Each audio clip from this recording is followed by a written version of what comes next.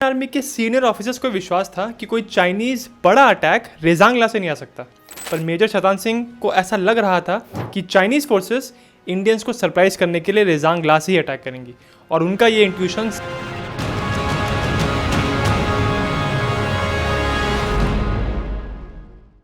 कहानी शुरू होती है 29 सितंबर 1962 से। इंडियन आर्मी के कुमाऊं रेजिमेंट के 13th बटालियन इस समय बारामूला में तैनात थे।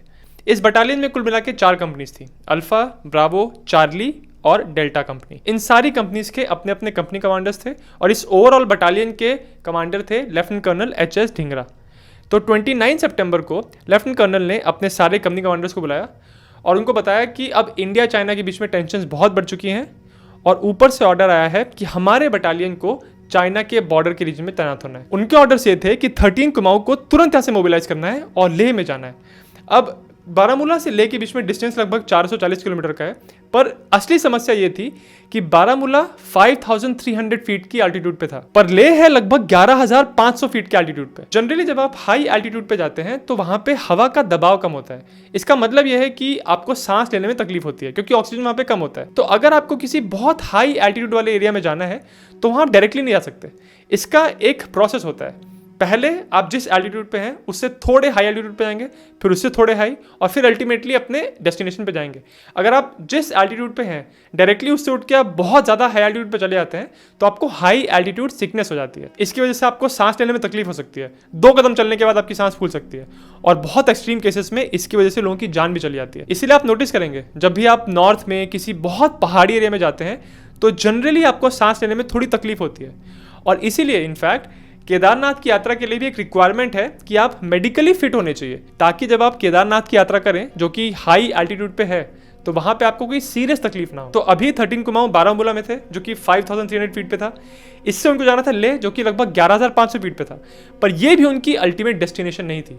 उनको अल्टीमेटली जाना था इंडिया चाइना के बॉर्डर वाले रीजन में जो कि लगभग 16000 फीट के ऊपर था। तो ये जो पहले लेह में जा रहे थे उसका रीजन था कि उनको सारे सोल्जर्स को एक्लिमेटाइज करवाना था ताकि सोल्जर्स की बॉडीज उस एल्टीट्यूड के यूज टू हो जाए और उसके बाद वो और हाई एल्टीट्यूड पे जाएं। 13 कुमाऊं की जो 4 कंपनीज बारामूला में थी उसमें से जो चार्ली कंपनी थी, सी कंपनी, उसके कंपनी कमांडर थे मेजर शैतान सिंह भाटी और वो इस पूरे बटालियन के क्वार्टर मास्टर भी थे। यानी उनकी एडिशनल जिम्मेदारी थी कि पूरे बटालियन की लॉजिस्टिक्स को, उनके राशंस को, एम्यूनिशंस को, सप्लाईज को मॉनिटर करना। तो जब 13 कुमाऊं को उनकी चारों कंपनीज को ऑर्डर मिला लेह की तरफ मूव करने के लिए, तब मेजर शैतान सिंह को पीछे रुकना पड़ा क्योंकि उनको अपना क्वार्टर मास्टर का चार्ज किसी और को देना था। अभी के लिए चार्ली कंपनी के नए कमांडर थे कैप्टन प्रेम कुमार। उसी दिन शाम को यह पूरा बटालियन निकल पड़ा लेह के लिए। पूरे रात भर इन्होंने ट्रैवल किया।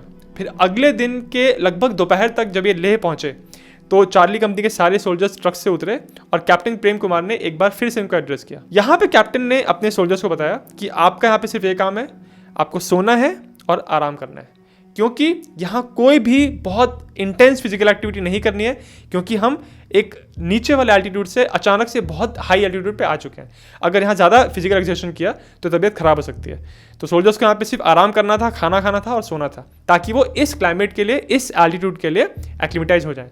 और इसके कुछ दिन के बाद उनको और हाई एल्टीट्यूड पे मूव करना था जहाँ पे उनको एक्चुअली ड्यूटी करनी थी। अब अक्टूबर 1962 का टाइम आ चुका था और ये बहुत टेंशन वाला टाइम था इंडिया और चाइना दोनों के लिए, क्योंकि बॉर्डर रीजन्स में खासकर जम्मू कश्मीर का जो अक्साई चीन का इलाका है वहाँ पे और नेफा जो आज इसको अरुणाचल प्रदेश कहते हैं, उस एरिया में बहुत टेंशन्स बढ़ गई और पूरे देश में भावना पैदा होने लगी थी कि अब किसी भी वक्त चाइना के साथ एक वॉर शुरू हो जाएगा। उस समय सिचुएशन ये थी कि इंडिया का जो चाइना के साथ बॉर्डर था उन रीजन्स में इंडिया का इंफ्रास्ट्रक्चर बिल्कुल डेवलप नहीं था, जिसकी वजह से जो बॉर्डर पे जहाँ पे पोस्ट पे ड्यूटी करने वाले थे 13 कुमाऊं के सोल्जर्स, वहाँ पे जाने का सिर्फ एक रास्ता था, सिर्फ खच्चरों पे या म्यूल से बैठ के जा सकते थे और सप्लाईज भी वैसे ही पहुँचाते थे। और उस पूरे एरियाज में जितनी भी आर्मी की पोस्ट थी उनको सप्लाई करने के लिए सिर्फ एक तरीका था, चुशुल की एक एयरफील्ड। उसी बॉर्डर एरिया में एक छोटा सा टाउन था चुशुल नाम का, वहां पे एक छोटी सी टेम्पररी एयरफील्ड बना के रखी थी जहां पे एयरफोर्स के प्लेन सप्लाई मिशन रन करते थे। और ये कोई प्रॉपरली वेल बिल्ट एयरफील्ड नहीं थी, ये एक छोटी सी टेम्पररी एयरफील्ड थी जिसको एक्चुअली ALG कहते थे, एडवांस लैंडिंग ग्राउंड। और इसका पर्पस यही था कि इस एरिया में जितने भी इंडियन आर्मी के पोस्ट हैं उनको सप्लाई किया जा सके। तो ये कहना गलत नहीं होगा कि चुशुल एयरफील्ड इस पूरे एरिया की लाइफलाइन थी। अगर चाइनीज के हाथों में ये एयरफील्ड आ जाती तो बाकी सारे इंडियन आर्मी के पोस्ट एक एक करके कोलैप्स हो जाते। इसलिए बहुत ज़रूरी था इंडियन आर्मी के लिए कि इस एयरफील्ड को किसी भी कीमत पे प्रोटेक्ट करना है। 13 कुमाऊं के सोल्जर्स को उन एरियाज में तैनात किया जा रहा था जहां से चुशुल एयरफील्ड की प्रोटेक्शन में हेल्प मिल सके। अक्टूबर 1962 के शुरुआत के 2 हफ्तों में 13 कुमाऊं के जो सोल्जर्स ले में थे उनमें कोई खास एक्शन नहीं हुआ। वो उस समय सिर्फ वेट कर रहे थे कि कब उनको अपनी पोस्ट पे डिप्लॉय किया जाएगा। और उस समय उनको चाइना के साथ जो भी टेंशन चल रही थी, जो बॉर्डर पे छोटे छोटे एक्शंस हो रहे थे, इसके बारे में न्यूज़ मिल रही थी या तो कैप्टन प्रेम कुमार से या फिर ऑल इंडिया रेडियो से। 20 अक्टूबर 1962 ये वो तारीख थी जब चाइना ने एक वेल कोऑर्डिनेटेड अटैक किया एक साथ अक्साई चीन और अरुणाचल प्रदेश के बॉर्डर एरियाज में। इन बॉर्डर एरियाज में इंडियन आर्मी का डिप्लॉयमेंट बहुत हड़बड़ी में किया गया था और बहुत छोटे स्तर पे हुआ था। ऑन दी अदर हैंड जो चाइनीज आर्मी यहाँ पे आ रही थी वो एक बड़ी मात्रा में आ रही थी। तो सिचुएशन ये थी कि बॉर्डर एरियाज में पोस्ट पे अगर आप कंपेयर करते तो एक इंडियन आर्मी का सोल्जर उसके बदले में 10 चाइनीज सोल्जर्स आ रहे थे। और इसी की वजह से 20 अक्टूबर के अटैक में शुरू की जो पोस्ट इंडियन आर्मी के पास थी उनको एक एक करके चाइना ने अपने कंट्रोल में कर लिया। अब समय आ गया था जब 13 कुमाऊं के सोल्जर्स बॉर्डर पोस्ट पे ड्यूटी करने जाने वाले। तो जो फर्स्ट कॉन्वॉय निकला लेह से उसमें चार्ली कंपनी के भी कुछ सोल्जर्स थे और उनके साथ कैप्टन प्रेम कुमार भी थे। इन्होंने 16 घंटे ट्रैवल किया और ये पहुंचे साका लेक के पास। और यहां पहुंच के कैप्टन प्रेम कुमार ने अपने कंपनी के जवानों को एक बार फिर से संबोधित किया। उन्होंने अपने जवानों से कहा कि हमको यहां से और 4 किलोमीटर ऊपर जाना है और वहां जिस एरिया को हमको डिफेंड करना है उसका नाम है रेजांग ला। ला यानी पास। माउंटेन्स के बीच में जो पतला सा रास्ता होता है उसको पास कहते हैं। रेजांग ला के पास 2 झील थे। एक बड़ा झील था जिसको पैंगोंग सो कहते हैं। इसका आधा हिस्सा इंडिया की बाउंड्री में था और आधा हिस्सा चाइना के पास। पैंगोंग लेक के थोड़ा सा दूर एक छोटा लेक था, छोटी झील थी जिसको स्पंगुर लेक कहते थे और इस लेक के पास रेजांग ला की पोस्ट थी। इस लेक के वेस्टर्न साइड पे बहुत ही नजदीक चुशुल एयरफील्ड थी। ये वही एयरफील्ड थी जिससे इस पूरे एरिया की जितनी भी आर्मी की पोस्ट थी उनको रीसप्लाई किया जाने वाला था। ये सारी बातें अपने जवानों को बताने के बाद कैप्टन प्रेम कुमार ने अपने कुछ जवानों को लेकर अपनी पोस्ट की तरफ बढ़ना शुरू किया।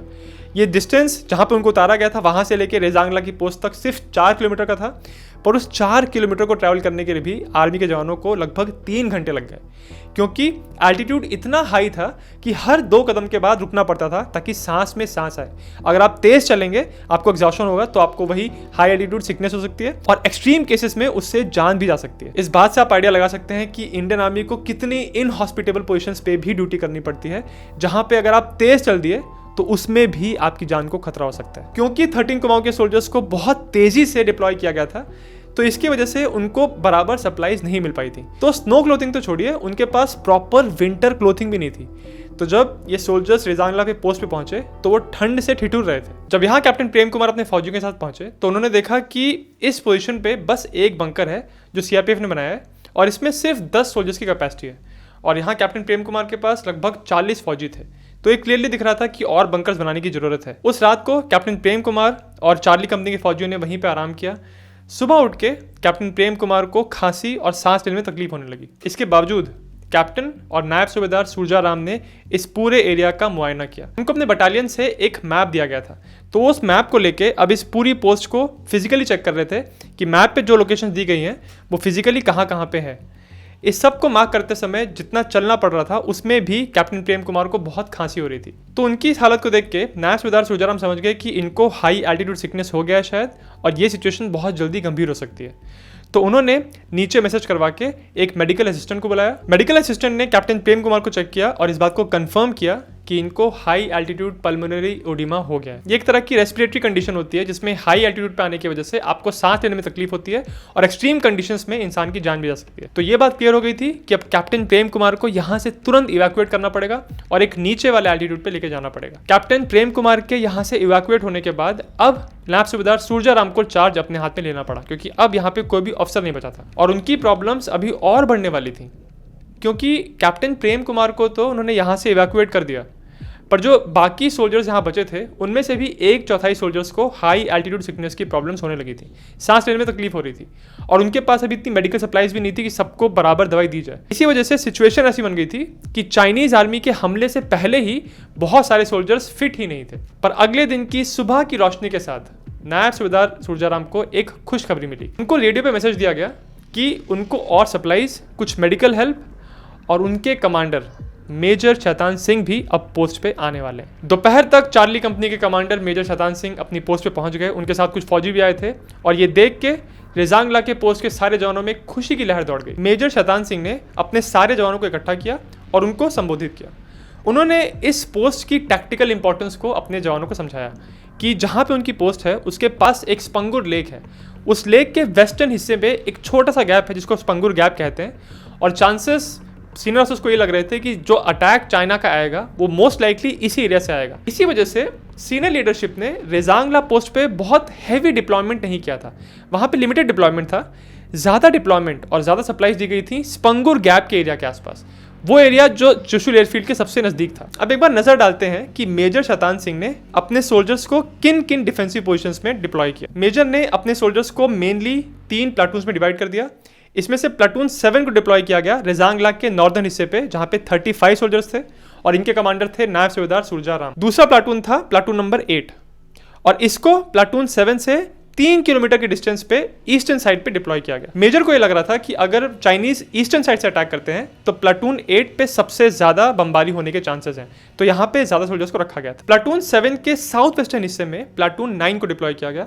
इसमें भी 40 सोल्जर्स थे और इसके थोड़े से डिस्टेंस के पीछे कमांड पोस्ट बनाई गई जहां पे खुद मेजर शैतान सिंह डिप्लॉयड थे। कमांड पोस्ट से लगभग 50 यार्ड दूर कंपनी का लंगर था और उससे थोड़ा सा और दूर कंपनी की मोर्टार पोजीशन थी जहां पे 2 3 इंच मोर्टार रखी गई थी। कंपनी के सारे जवानों के पास .303 ली एनफील्ड राइफल्स थी और हर सोल्जर के पास 600 बुलेट्स थी। उसके अलावा कंपनी के पास LMGs थी यानी light machine guns, 3 2 inch Motors जो मैंने आपको बताया कमांड पोस्ट के पीछे डिप्लॉय की गई थी और 3 2 इंच मोटर जो हर एक प्लाटून को एक 2 इंच मोटर दिया गया था। इनके पास रिकॉइललेस राइफल्स नहीं थी, इनके पास MMGs नहीं थी यानी मीडियम मशीन गन्स, और इनके पास माइंस भी नहीं थी जिससे ये इन्फेंट्री के बड़े अटैक को रोक पाते, क्योंकि लीडरशिप को नहीं लग रहा था कि यहां से कोई बड़ा अटैक आएगा। 26 अक्टूबर 1962 चुशुल एयरफील्ड के पास एक मीटिंग हुई जिसमें सीनियर लीडरशिप इन्वॉल्व थी। इसमें ब्रिगेडियर TN रैना ने लेफ्टिनेंट कर्नल HS ढींगरा जो कि 13 कुमाऊं के कमांडर थे उनको बताया कि हम एक्सपेक्ट कर रहे हैं कि एक मेजर चाइनीज अटैक एक्सपेक्टेड है, इसीलिए हमने स्पंगुर गैप के आसपास जो हमारी फोर्सेस डिप्लॉयड हैं उनको RCL गन्स भी दिए हैं और वहां माइनिंग भी की हुई है। रेजांगला पे अटैक आना बहुत अनलाइकली है। रेजांगला पोस्ट पे मेजर शैतान सिंह अपने सोल्जर्स के साथ डिफेंसेस को तैयार करने में लगे हुए थे, तो उनको बताया गया कि उनके प्लाटून का एक सोल्जर है जो कि बहुत अपसेट है। तो मेजर ने उन सिपाही से जाके बात की और उनसे पूछा कि क्या बात है। तो सिपाही ने उनको बताया कि उनकी माताजी की तबीयत बहुत ख़राब है और उन्होंने लीव के लिए अप्लाई किया था ताकि वो उनकी माताजी से मिल के आ सकें। तो मेजर ने उनको बहुत प्यार से एक्सप्लेन किया कि इस समय सिचुएशन ऐसी है कि चाइनीज़ अटैक कभी भी आ सकता है, तो अभी इस पोस्ट से कोई भी सोल्जर जा नहीं सकता। और साथ ही मेजर ने सिपाही को वादा किया कि अगर इस लड़ाई में तुमको कुछ हो जाता है, तुम जिंदा नहीं बचते और मैं बच जाता हूँ, तो मैं तुमको वादा करता हूँ कि पूरे जीवन भर तुम्हारी माँ का ख्याल रखूंगा। ये बात सुन के उस सिपाही की आंख में आंसू आ गए और मेजर ने उनको अपने गले लगा लिया। मेजर की बात सब जानते थे कि वो अपने सिपाहियों से अपने परिवार की तरह प्यार करते हैं। इसके कुछ समय के बाद ब्रिगेडियर साहब ने लेफ्टिनेंट कर्नल ढींगरा से बात की और उनको कहा कि वैसे तो हम एक्सपेक्ट नहीं कर रहे हैं कि रेजांगला से कोई बड़ा अटैक आएगा, पर अगर यहाँ से बड़ा अटैक आता है तो मैं तुमको इस बात के लिए परमिशन दे रहा हूँ कि तुम्हारी जो कंपनी वहाँ पे डिप्लॉयड है वो रिट्रीट कर सकती है। ये बात अब लेफ्टिनेंट कर्नल HS ढींगरा ने मेजर शैतान सिंह को बताई और उनसे कहा कि हमको ऊपर से ऑर्डर आ गए हैं कि अगर आप ओवररन हो जाते हो तो अपनी फोर्स को लेकर पीछे हट सकते हो। मेजर ने कहा कि मैं इसके बारे में अपने प्लाटून कमांडर से पूछना चाहता हूँ, उनकी क्या राय है। फिर तीनों प्लाटून कमांडर्स ने अपने अपने सोल्जर से बात की और सबका एक मत यही था कि ये चार्ली कंपनी एक कंप्लीटली 100% अहिर यूनिट है और अहिर की एक रेपुटेशन है कि वो पीछे नहीं हटते हैं। तो कुछ भी हो जाए, चाहे हम ओवरवेल्म हो जाए, चाहे एक बहुत बड़ा चाइनीज अटैक आए, हम पीछे नहीं हटेंगे। ये उस समय के लिए बहुत ही अनयूजुअल बात थी, क्योंकि आर्मी में ऐसा होता था कि अगर आपको ऑर्डर दे दिया गया है पीछे हटने का तो आपको उसको फॉलो करना है। पर यहाँ पे क्या हो रहा था, जो ऑर्डर दिया गया उसके बारे में सिपाहियों से पूछा गया और सिपाहियों ने कहा कि हम पीछे नहीं हटेंगे। फिर उस बात को सीनियर लीडरशिप को बताया गया। तो इससे बात पता चलती है कि यहाँ पे जो सोल्जर्स डिप्लॉयड थे, जो इतनी मुश्किल कंडीशन में डिप्लॉयड थे, उनका मोराल कितना हाई था। अब तारीख आती है 17 नवंबर, रात के अंधेरे में, जो कि एक्चुअली 18 नवंबर का सुबह का 2 बजे था। प्लाटून 7 के कुछ सोल्जर्स ने बहुत सारी जीप्स को, बहुत सारी ट्रक्स को आगे से गुजरते हुए देखा। जब उन्होंने दूरबीन लगा के देखा तो उन्होंने एहसास किया कि यहाँ पे लगभग 32 ट्रक्स हैं जिसमें सैकड़ों चाइनीज सोल्जर्स हैं जो अटैक करने के लिए तैयार हो रहे हैं। ये बात तुरंत प्लाटून 7 से कमांड पोस्ट पे मेजर शैतान सिंह को बताई गई और ऐसी रिपोर्ट उनको प्लाटून 8 से भी आ रही थी। जो रिपोर्ट्स यहाँ मिल रही थी उनमें ये पता चल रहा था कि चाइनीज सोल्जर्स जो अटैक करने के लिए आ रहे हैं उनके पास 7.62 mm की सेल्फ लोडिंग राइफल्स हैं, उनके पास 11 बिग गन्स हैं।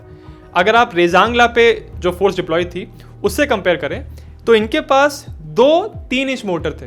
इसके कंपैरिजन में इनके पास 11 बड़ी गन्स थी जो कि 3 इंच मोटर से बड़ी होती हैं। उसके अलावा इनके पास लगभग 22 MMGs थी, मीडियम मशीन गन। रेजांगला पे एक भी MMG नहीं थी, उनके पास बस लाइट मशीन गन थी। तो ये क्लियरली दिख रहा था कि जो PLA की फोर्स यहाँ अटैक करने के लिए आ रही है वो बहुत सारा फायर पावर लेके आ रही है, साथ ही साथ एक बहुत न्यूमेरिकली सुपीरियर फोर्स यहाँ पे उतरी थी अटैक करने के लिए। तो इतने समय से जो लीडरशिप को लग रहा था कि रेजांगला से कोई बड़ा अटैक नहीं आएगा, मेजर इस बात को समझ गए कि उनका जो इंट्यूशन था कि चाइनीज सरप्राइज करेंगे, यहां से अटैक करेंगे, वो इंट्यूशन अब सही साबित हो गया था। पहले चाइनीज सोल्जर्स की एक छोटी सी टुकड़ी लगभग 30-40 सोल्जर्स की धीरे धीरे प्लाटून 8 की तरफ बढ़ी बिना आवाज करते हुए, और उनको पता नहीं था कि प्लाटून 8 पे सोल्जर्स ऑलरेडी तैयार हैं। जैसे ही ये चाइनीज सोल्जर्स प्लाटून 8 के सोल्जर्स की रेंज में आए, तुरंत इन्होंने फायर करना शुरू किया। इतनी तेज फायरिंग की वजह से जो चाइनीज फोर्स यहाँ पे आ रही थी इसमें से बहुत सारे सोल्जर्स मारे गए और कुछ भाग के वापस चले गए। ये PLA का एक बहुत छोटा अटैक था, तो मेजर समझ गए कि अब चाइनीज आर्मी वेव्स में अटैक करेगी।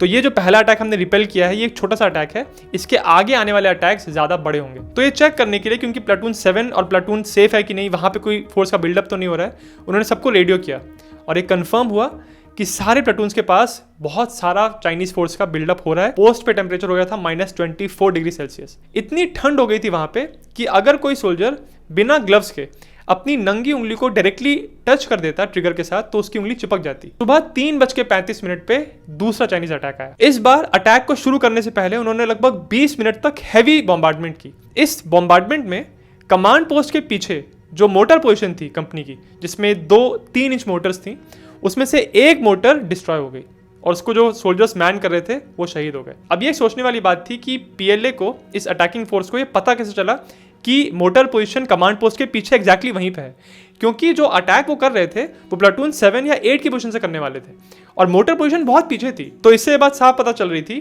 कि PLA के पास ये बिल्कुल क्लियर इंफॉर्मेशन है कि रेजांगला पोस्ट पे कौन सा प्लाटून कहाँ पे डिप्लॉयड है और गन की पोजीशन क्या है। और ऐसा इसलिए हो रहा था क्योंकि रेजांगला पोस्ट पे जो सिविलियंस सप्लाईज लेके आ रहे थे उसमें से बहुत सारे सिविलियंस जासूस थे जो कि सारी इंफॉर्मेशन PLA को दे रहे थे। इसी वजह से उनका फायर इतना एक्यूरेट था कि उन्होंने मोटर पोजीशन पे भी डायरेक्टली हमला कर दिया। ऐसा जनरली तब होता है जब आप अपनी फोर्स को किसी बॉर्डर एरिया में बहुत तेजी से मोबिलाइज करते हो। ये मोबिलाइजेशन इतना तेजी से इसलिए हुआ था क्योंकि इंडिया ने ये एक्सपेक्ट ही नहीं किया था कि चाइना एक्चुअली वॉर शुरू कर देगा, और जब इसकी आशंका बढ़ने लगी तो बहुत तेजी से इंडियन आर्मी ने मोबिलाइज करना शुरू किया और इसी वजह से ऐसे इंटेलिजेंस में लीक्स हो रहे थे। PLA के सोल्जर्स लगातार वेव्स में अटैक कर रहे थे और हालांकि रेजांगला के जवान इनको लगातार रोक तो पा रहे थे, पर हर अटैक में कुछ जवान शहीद हो जा रहे थे। तो 18 नवंबर की सुबह 7 बजे तक अब मेजर शतान सिंह अपने बाकी कंपनी से कांटेक्ट नहीं कर पा रहे थे, ना बटालियन से कांटेक्ट कर पा रहे थे। तो किसी को भी पता नहीं था कि रेजांगला पे एक्चुअली हो क्या रहा है। तो 7 बजे ब्रिगेडियर TN रैना ने लेफ्टिनेंट कर्नल HS ढींगरा से बोला कि मुझे अपडेट दीजिए कि रेजांगला पे हो क्या रहा है। फिर लेफ्टिनेंट कर्नल ढींगरा ने मेजर जाटर को कांटेक्ट किया जो कि रेजांगला के थोड़े से दूर एक दूसरी कंपनी को लेकर डिप्लॉयड थे। उन्होंने भी कहा कि वो भी कांटेक्ट नहीं कर पा रहे रेजांगला से, पर वहां से फायरिंग की आवाज आ रही है। पर क्योंकि कांटेक्ट नहीं कर पा रहे हैं तो मेजर जाटर ने फिर अपने कुछ मैसेंजर्स को ऑन फुट रेजांगला पे भेजा कि वहां जाके पता करो कि वहां हो क्या रहा है। सुबह 8 बजे तक चाइनीज आर्मी 6 वेव्स में अटैक कर चुके थे और इन सारे अटैक्स में प्लाटून 8 और प्लाटून 7 पूरी तरह डिस्ट्रॉय हो गए थे। अब सिर्फ प्लाटून 9 बचा था और उसके साथ कमांड पोस्ट जहां पे मेजर शतान सिंह थे। मेजर ग्राउंड पे पोजीशन को ऑब्जर्व करने के लिए जब दूरबीन से दोनों प्लाटून्स को देख रहे थे तब चाइनीज फायर आया और उनके हाथ और शोल्डर पे गोली लगी। पर फिर भी मेजर इस बात के लिए इंसिस्ट कर रहे थे कि वो इस पोजीशन को छोड़ के नहीं जाएंगे। उन्होंने अपने घावों को बैंडेज किया और ये डिसाइड किया कि वो कमांड पोस्ट से मूव करके जाएंगे प्लाटून 7 और उस पोजीशन को वापस रिकैप्चर करेंगे। जब वो अपने साथ कुछ सोल्जर्स को लेके कमांड पोस्ट से निकल के प्लाटून 7 की तरफ जा रहे थे तब चाइनीज MMG का फायर आया और मेजर के पेट पे गोली लगी। मेजर के साथ जो फौजी थे उन्होंने मेजर को सहारा दिया और वो ये समझ गए कि वो प्लाटून 7 की पोजीशन को वापस रिकैप्चर नहीं कर पाएंगे, तो वो मेजर को लेके एक दूसरी पोजीशन में चले गए जहां पे उनको चाइनीज फायर से कवर मिल रहा था। सुबह 9 बजे तक चाइनीज फोर्सेस प्लाटून 7, 8, 9 और कमांड पोस्ट को कैप्चर कर चुके थे, पर अभी भी कुछ सोल्जर्स थे जो बहुत घायल हो चुके थे पर जिंदा थे। दूसरी तरफ मेजर शतान सिंह बुरी तरह घायल थे, उनकी पेट पे गोली लगने की वजह से बहुत खून बह गया था। मेजर ने अपने साथियों को कहा कि उनको बहुत दर्द हो रहा है पेट में, तो उनका बेल्ट खोल दें। पर जब एक जवान उनका बेल्ट खोलने गया तो देखा कि वहां बहुत बुरी तरह चोट लगी है और बहुत खून बह गया है, और अगर वो बेल्ट खोल देंगे तो हो सकता है कि उनके इंटेस्टाइन्स बाहर आ जाए। जवानों ने मेजर को रिक्वेस्ट किया कि हमको आपको इवैक्यूएट करने दीजिए, पर मेजर ने कहा नहीं, तुम मुझे यहीं छोड़ दो और खुद यहाँ से तुरंत निकल जाओ, क्योंकि चाइनीज़ आर्मी कभी भी इस पोजीशन पे आ सकती है। तो आंखों में आंसू भर के इन जवानों ने मेजर शैतान सिंह को एक पत्थर के किनारे पे टिकाया और उनको सैल्यूट करके यहाँ से पीछे हट गए।